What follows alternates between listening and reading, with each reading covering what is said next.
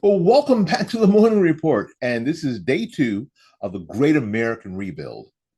Yesterday, we talked about trust and how it's been demolished and how we start laying new bricks. But today, we're going to get personal because if trust is the foundation, then family is the frame, the support beams of our entire nation. And folks, the family isn't broken, but it is under attack. Let me say that again for the back row. The family is broken. It's being targeted.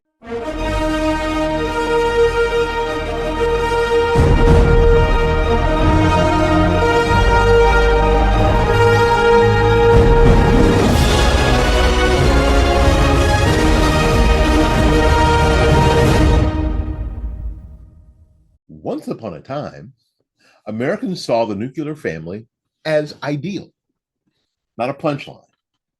Dad worked, mom nurtured, kids respected their parents, and Sundays meant church, not a drag brunch. All right. Now, the family has been turned into a battlefield. The government subsidizes fatherlessness. The schools undermine parental authority. And the media, well, they mock traditional values like it's a full time job. You don't believe me? Try saying something like men should lead their families, women should respect their husbands, kids should obey their parents. Like I keep telling you, part of the fun of being my age is that you live long enough, you have stories. I was I had a notary public for a while, uh, a couple years, 3 years, and one of my former students, one of my former flu students, was finally getting married. Now they lived in Alabama, but they were going to get married in Florida, so I could marry them. So the wife and I drove up to Pensacola. We did. It was great. It was an honor, really, really an honor to do such a thing, that they would respect me that much, that I had that big a part in her life. Anyway, so I drove up, and they paid for the hotel room. I mean, it was great. It's great. So I get there and we go to the rehearsal, go to the whole thing, what they're going to do, because and there's a script that you can read in Florida if you're going to marry someone. And I pretty much read that script. But at the wedding, I didn't want to be doing this. So I went off script and I went back to the that previous knowledge. So I'm saying blah blah blah blah. Do you promise to blah blah blah? And I said the word obey while looking at this young lady. You would have thought that I would have asked her to, I don't know, is it okay if he puts you on the block? The whole place went, oh. I was like, all right, all right, all right. Everybody relax. Everybody relax. And I sort of made a joke about it, um, telling the young man, oh, yeah, but we all know the reality. We know who's going to have to obey who, right? And everybody laughed. I sort of made a joke out of it. But man, people were on a hair trigger. This was, I don't know, probably 7, 8 years ago. So the idea is that everybody now, because of media, because of politics, because of social media, on a hair trigger about what the family is supposed to be. You know, so if you say something like men should lead their families out loud in a public school, see how fast the gender police come running, because they will. Father's Day is, again, one of the great parts about being me and being my age is that you have stories and things occur to you. I have a long drive to work. I drive at least 45 minutes to work every day, so I can think about these things. Now, listen, Father's Day is approaching. Father's Day is it Sunday or next Sunday? I don't know. Today is today is the 10th, so it's next Sunday. And what you see on Facebook is on Father's Day, you see, oh, this single mother is a mother and a father to these children. No, they're not. They're a mom. And they may be a great mom. What you don't see on Mother's Day is this single dad is both a father and a mother to these children. You don't see that. You know. But on Father's Day, yes, women can glom on the single mothers who may indeed be single mothers by choice. Not that everybody is. Stop it. But they may be by choice. Will gladly take on the mantle of I'm the dad and the mom. I don't need any help from no man. Raise my babies. Oh, so a lot of people again, like we talked about yesterday, I don't want to deal with that. I don't want to get into that. But the reality is that mentality changes the dynamic of the nuclear family. Dad works, mom nurtures, kids obey parents. When there is one parent, and it doesn't really matter if it's the dad or the mom, and there's one parent, it's very, very difficult. It's not ideal. And a lot of not now, a lot of single moms, including my lovely niece, will tell you it's not ideal. It was her life, but it's not ideal. There's no way that you can say that it's ideal. But the culture wants to make you think that it's perfect. It's just fine. When reality says, no, it's not. And there's a reason, and the reason is nefarious. The disruption of the nuclear family is on purpose because there are people who actually benefit from it. Well, who wins? Here's the truth. When families fall apart, the state gets stronger. No dad at home? Uncle Sam steps in with a check. Gotcha. No discipline? Big Pharma steps in with a pill. Your kids can't behave because they have a syndrome, which is more prevalent now than ever. So we're going to get the family dependent on the check. We can get the family dependent on the medicine, right? And if you have no faith, then social media shows up and goes, "Hey, here's our belief system." Now, it's you can believe that if you want to, but atheism is a belief system. Atheism is a belief that there is no God. It's a belief system, not a lack of belief system, because atheists actually believe what they say. They really do. So social media, the secular mentality shows up as a belief system because what we know is this that nature um, abhors a vacuum. So when something isn't being provided, something else will show up and fill that gap. No dad at home, need a check. Uncle Sam shows up with a check, right? No discipline because the kids are whacked out. I know that's a different way to put it. Big Pharma shows up with a medicine and then makes them addicted, dependent on that medicine, right?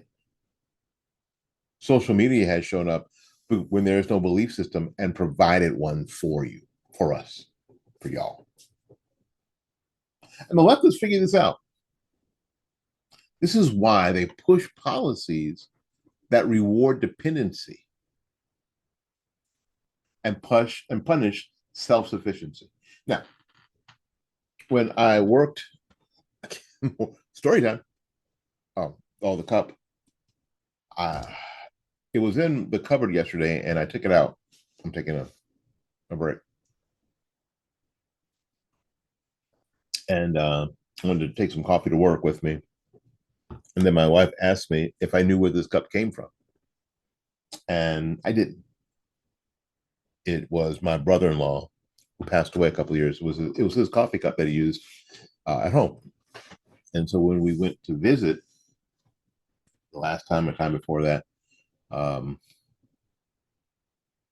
my sister-in-law let me take it with me. So this is my brother. This is raised a cup for my brother-in-law Paul.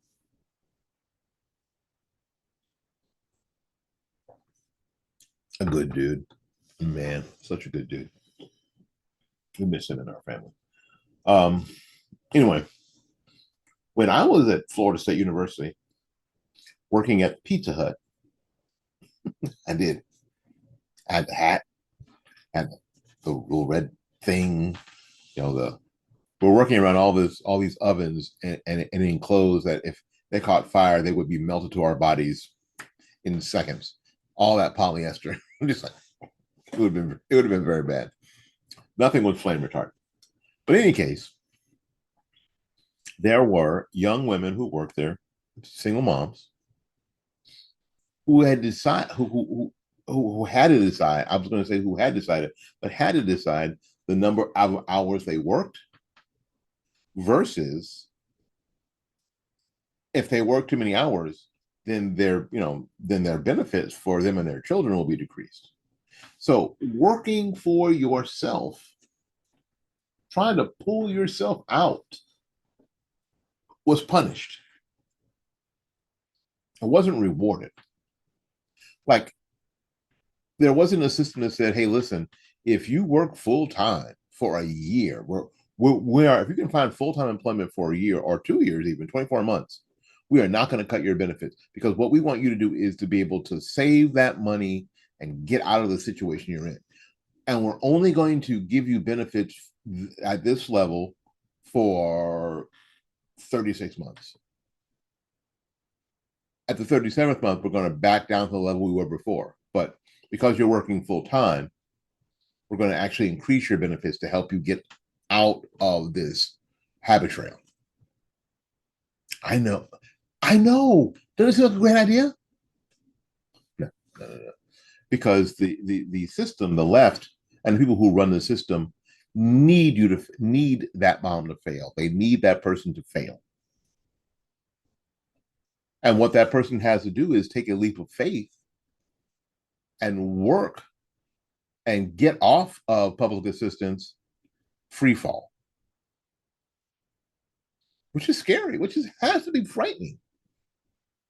How am I going to pay? How am I going to buy food? How am I going to pay my rent? Yeah, I got you. I got you. I understand. And you know what? And I understood. I didn't like it. Even as, a young Democrat at the time, I didn't like it. It didn't seem right.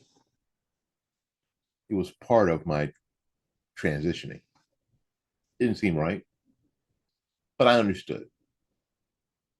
So, folks, this wasn't just bad policy. It's warfare by design. Because frankly, strong families don't need government. And that scares the people who want total control. Many years ago, again, story time, story time, story time. I remember my wife coming home upset. We were a young couple. We just had a baby. And because we both had jobs, we didn't qualify for food stamps. A couple of $100 a month worth of food stamps would have made a huge difference, would have really made things easier. We didn't qualify. So my wife did the shopping, and she's been doing the shopping in our household since jump.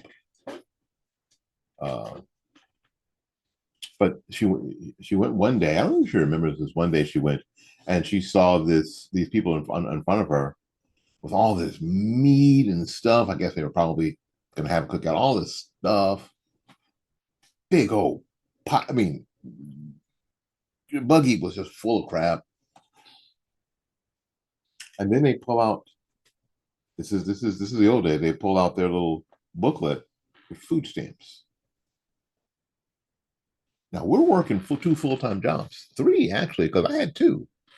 There's been very few times in my life that I haven't had at least two jobs. I'm in one of those periods now because I just gave up my second job a little bit ago.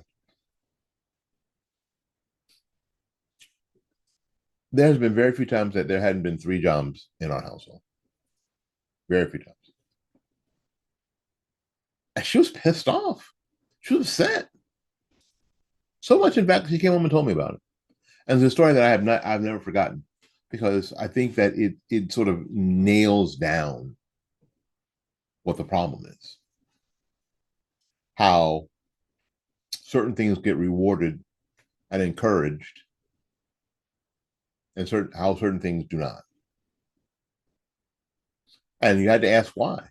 Well, because the people who want total control need you to be dependent. They are desperate for your dependency. And strong families, especially financially, especially socially, don't need government. And that really bothers to people who want total control. All right, here's the deal.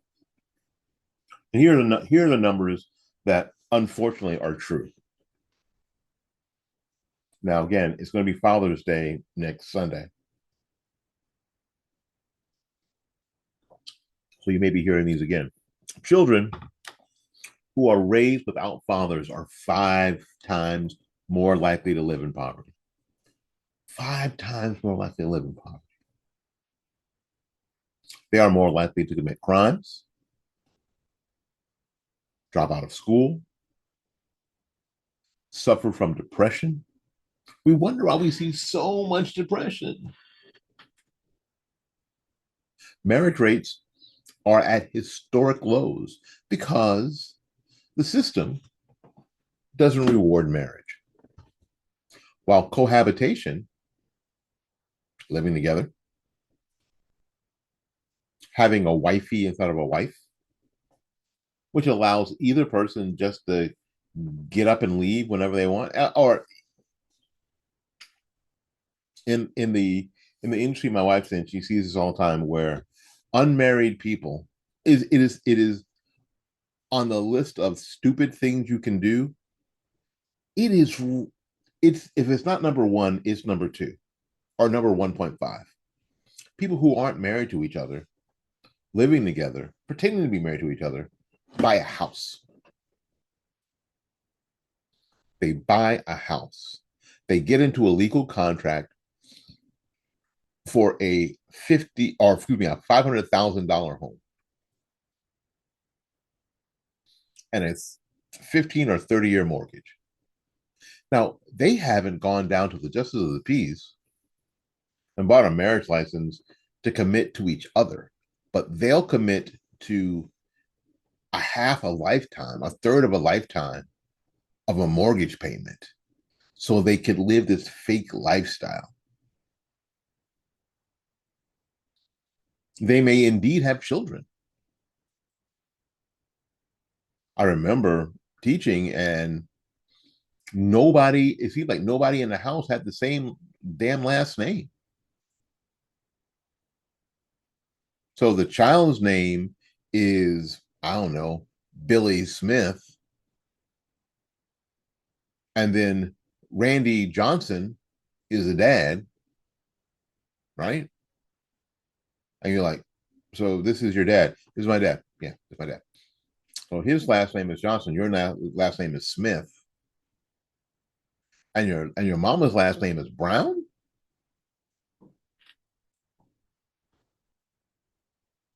Because she's using her mother's maiden name.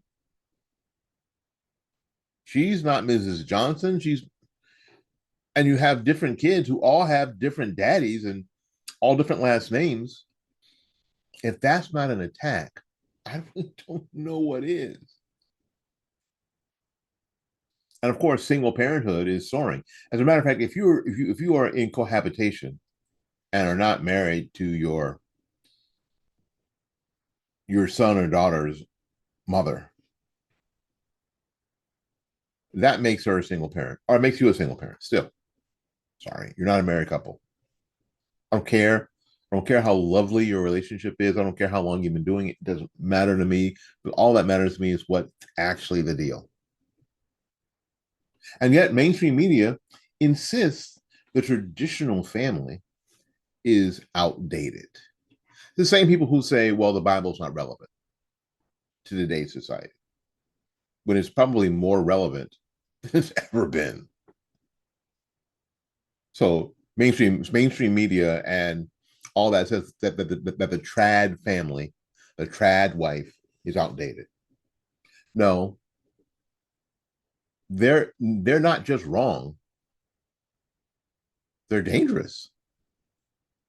You don't build a healthy nation on broken homes and broken hearts. You build it on marriage, responsibility, faith, and sacrificial love. So people say, so Willie, why is family so important? I'll tell you why. The family is the first government for the child. It's the first place that we hopefully learn justice. Hopefully, it's the first place where we learn mercy. Prayerfully, it's the first place that we learn structure. And it's the first place that we learn sacrifice. I'm not going to, I won't have this because because, I'm going to do this for my mom. I'll do this for my dad. Or I'm going to do this for my little brother. Simple stuff like, I'm not going to go to the pool party because I have to stay home and babysit my little brother. Okay. My mom asked me to do that. And it's okay because what my mom provides me is all this other stuff and this structure and this stuff, and they do this for me. So I'll sacrifice this event to help them. That kind of stuff is the first place where we should be learning to submit to authority. That's what we should be doing. That's that first place where we learn. You guys know that I'm a musician by trade, right? And I am a big believer in practice. Practice it. Sometimes you have to do it more than once. Sometimes you have to do it 100 times to get good at it. And it's the first place we learn to submit to authority. And it's the first place that we learn to protect the vulnerable. I'm going to take care of my little brother. I'm going to take care of my little sister. I'm going to make sure that they're okay. It's their first day of school. I'm going to make sure that they're okay. I drop them off at the kindergarten when I went to class, and then I'm gonna go get them, and we're gonna walk home together to make sure they're okay. Those are the lessons. This is not some big thing about policy, about government policy. This is where we learn to take care of the vulnerable. If you destroy the family, you've cleared the runway for tyranny. And I know that sounds hyperbolic, but it's the truth. That's why every tyrannical regime, from Mao to Marx, aimed to undermine the home first. And yet we are somehow shocked. We're shocked when the government wants to parent our kids, track our finances, and have the government define what morality is. I just said a little bit ago that nature abhors a vacuum. They're just filling the void we left behind when we stop fighting for our families. Folks, we can't wait for government or Congress to protect the family. Like all these acts they have. It starts at your kitchen table. If you are interested in rebuilding this nation, here's some things you need to try. Fathers, come home. I was You remember when Tiger Woods went through all the stuff Tiger Woods went through, and his trophy wife bashed him over the head with a golf clubs or whatever. Remember all that nonsense? Because I told you I have a long drive to work. I thought to myself, what advice would I have given Tiger Woods to help him not experience what he experienced? Now I know some people would have said, sat him down, I would have told him about Jesus. Great. You know what I would have said, hey man, here's the deal. Here's what you need to do. When you win the Masters and you get your green jacket and you're on TV, and then you go back to the hotel suite and it's time to leave Augusta, go home. Mm, no, they want to throw parties for you. They want you to do this and that.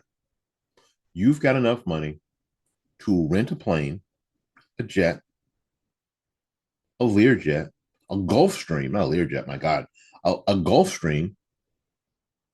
You should have at least a fractional ownership of a Learjet. Have it be ready there at the airport near Augusta, and then just go home. Go home, be present, lead your family. You're providing for your family already. Great. Dude, just go home. Everything you need is right there. That's what you need to do. That would have been my advice. Would have saved him a whole bunch of misery for sure. Moms, now let you get away with it. Hold on line.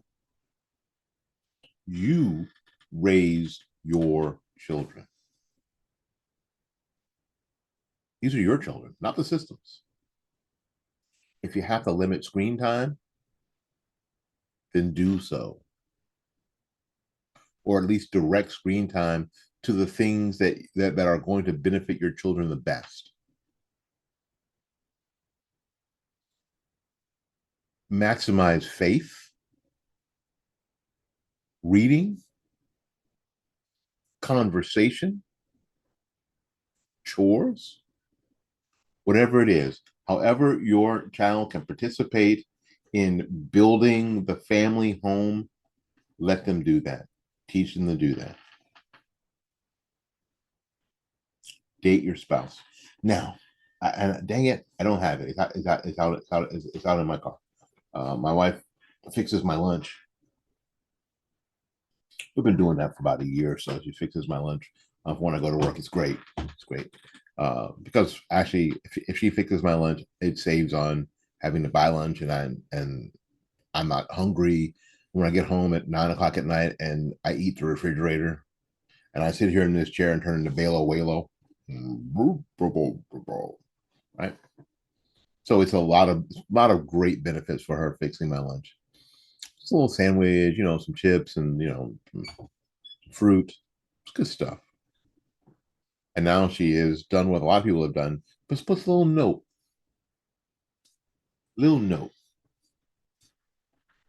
reminds me that she loves me and cares about me. And one of the more recent note is let's do a date night soon.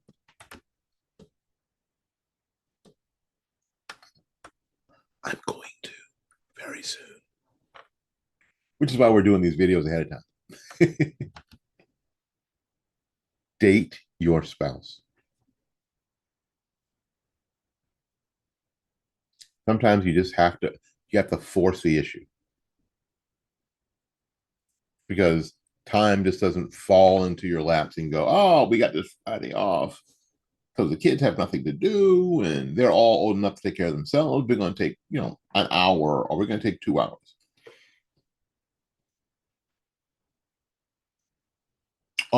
This is being recorded on the 5th of June on a Thursday.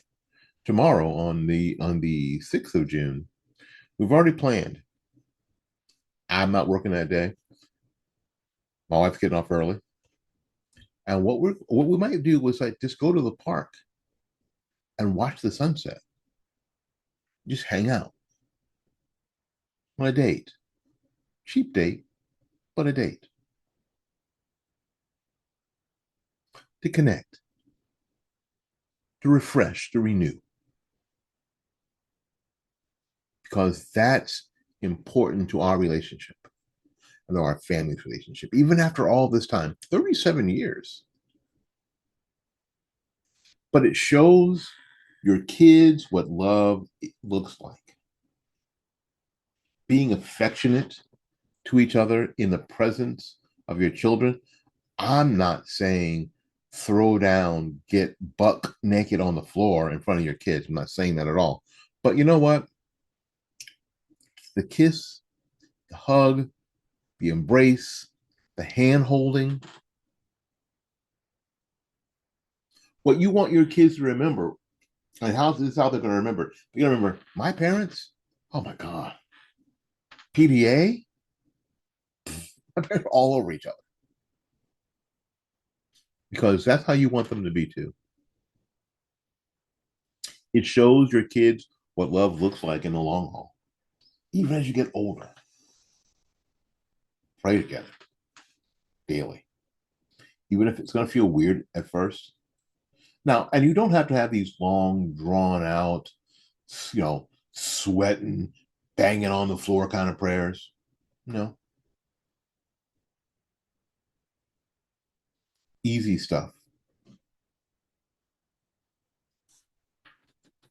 Father, we pray that Alex has a great day today. In Jesus' name. Easy enough. Because the culture isn't going to hand your kids back to you once they have them. They are not. The culture is going to grab your child and they want to play for keeps. They'll have your child forever. The culture's not going to go, there you go. Now you're going to have to fight for them. Unless you fight for it, and unless you fight for them, you will lose them. And if you lose your children, you lose a generation. And if you lose a generation, you will lose the nation. You will lose the republic. But we're not losing because we're weak. We're losing because we got quiet. Everybody wants to lead a peaceful life. I get that. So let this be the week that you stand up and say, not my family, not on my watch. Tomorrow, on the Great American Rebuild, we tackle the third pillar, faith. Because the church should have been on the front lines, but too often it's been curled up on the back pew. So you don't want to miss it. My name is Willie Lawson. Please subscribe, please share. And if you want to see things like this keep going, please support us. You can support our Patreon page, patreon.com/morning report. You can go to our website, fightbackmedia.com, and click any of the 400 donate buttons that are on that website. Help us to keep fighting, because this is a battle worth fighting, and it's a battle worth winning. So until we see you again, go out there and learn something, love somebody, and for goodness sakes, y'all take care of yourself. We will see you when we see you.